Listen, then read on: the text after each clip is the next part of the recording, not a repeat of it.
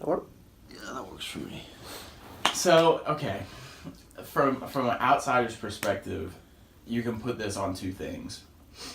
One, you've got a ton of young talent meshed with gals who have been here for a while, who know the ropes. Your Anna Beffer, your Haley Woodard, Marlo, or you can look at the schedule.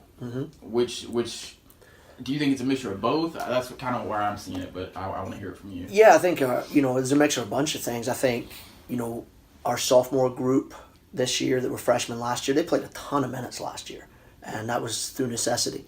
But they've matured and they're better for it. And so last year they kind of hit some bumps. Charmaine Morgan, Elise Hahn, Julia Lenhart, Siragusa. I mean, J.C. Jones. All these players played a lot last year, but they were freshmen. And they kind of learned, we threw them into the fire and they had to learn on the go. But you look at how those kids are playing this year, and I think that's helped. We're getting some great leadership. You mentioned Anna, Marlo, Haley, Loren, Michaela. I mean, these girls are leading the team. They've been there, done that. So I think those things are very clear. We've changed our shape. We're playing a 3-4-3. I don't think many college coaches have seen that yet. And I think that's throwing some problems to the other team. And then schedule-wise, we do our schedule 3 years out. So when we scheduled Illinois, they were an NCAA tournament team every year. They're a little bit down this year. We played A&M. They're still top 15. They just beat Kansas 5-1, so that's a legitimate tie. Loyola of Chicago just went to Iowa and beat them 3-1. Iowa was 5-0 at the time. So, and then, OU might be a little down this year, but going to Norman is never easy. So I think our schedule has been a little bit lighter, but I certainly think we've still had some good tests and we've come through them. So combination of all those things, I think, puts us at 7-1-1. Yeah, that's a good point that you make because, you're obviously way more plugged in than I would say most people on this campus are. Right. And, for better or for worse, it is what it is. But, most people don't know that Illinois, it was a NCAA tournament team. So it's like it's good that you mentioned that because people don't know. Right. They're like us. They probably 8, 9 of the last 11, 12 years they've been in the NCAAs. Last year they had a down year, so we'd already scheduled them, right. And we thought, okay, just had a down year. Well, this year they're down again, and they still weren't bad. It was still a legitimate Big Ten team, but they're not quite as good as we hoped. And of course, with that OU non-conference, we always factor that in as a very difficult game that could go either way. And we were fortunate to go down and beat them at their place. So, combination of all those things. And we're about to get another great test this weekend. San Francisco's pretty good, but Cal are excellent. They're top 15 every year. So, we feel like we've put ourselves in some tough environments, going to A&M, going to OU. Even our exhibition at Missouri was tough. And then going to Cal, that's going to get us ready for conference play. If you can get out of this weekend with unscathed like you are right now, what would that mean for this team and this program going forward? Well, I think it just continues to build confidence. Our team right now believe they're going to win. That's better than anything a coach can say. If your kids are winning, they just go into every game thinking they're going to win. And that like I said, that means a lot more than any X's and O's or tactics. So it would just continue that nice momentum. But at the same time, if we don't come back with 2 wins, then obviously all is not lost. We'll learn from that. We'll get better. And we told our team that going into this weekend, we're not playing for this weekend. We want to be good at the end of the year. That's when you win rings. That's when you win trophies.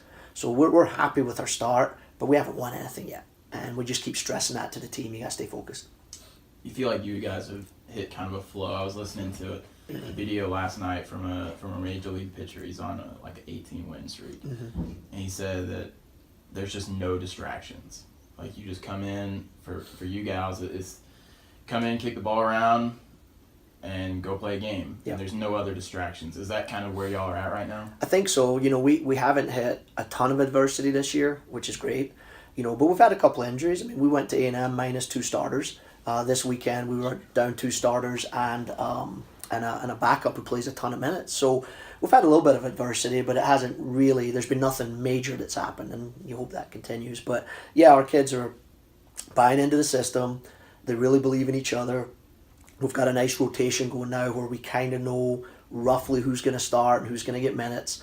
And to be fair, the reserve players have done a great job of being positive. That's a very difficult role. You work hard all week and you don't get to play. And, I tell them all the time, I could not do that. You're a better person than I am.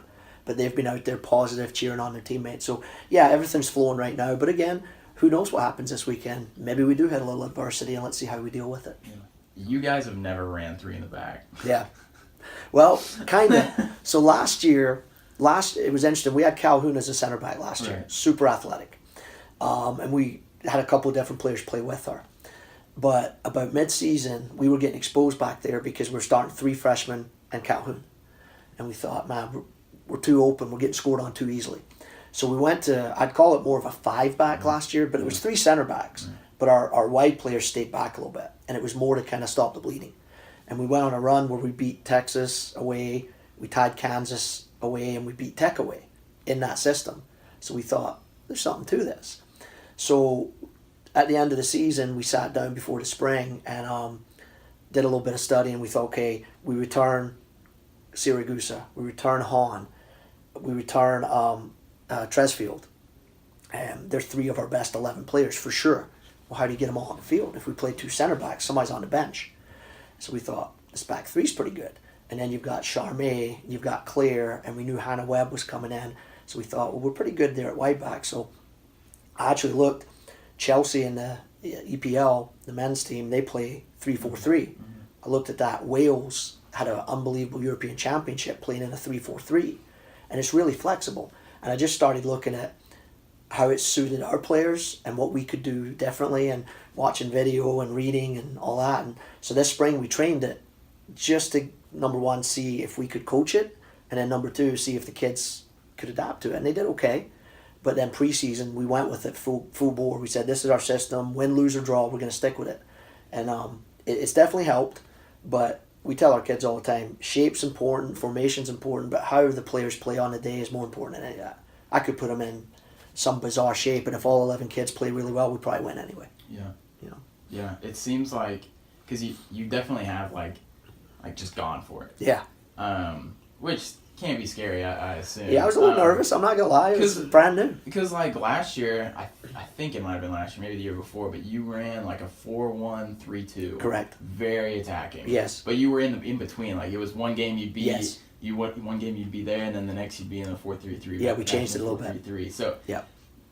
Like, how hard was that to commit to something and say, this is what we're doing? It is, because like you said, it's a fear of the unknown. I mean, we thought this would fit our team, but we didn't know.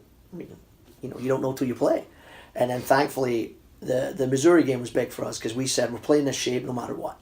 And we stuck with it, and we were very good at Missouri. We played really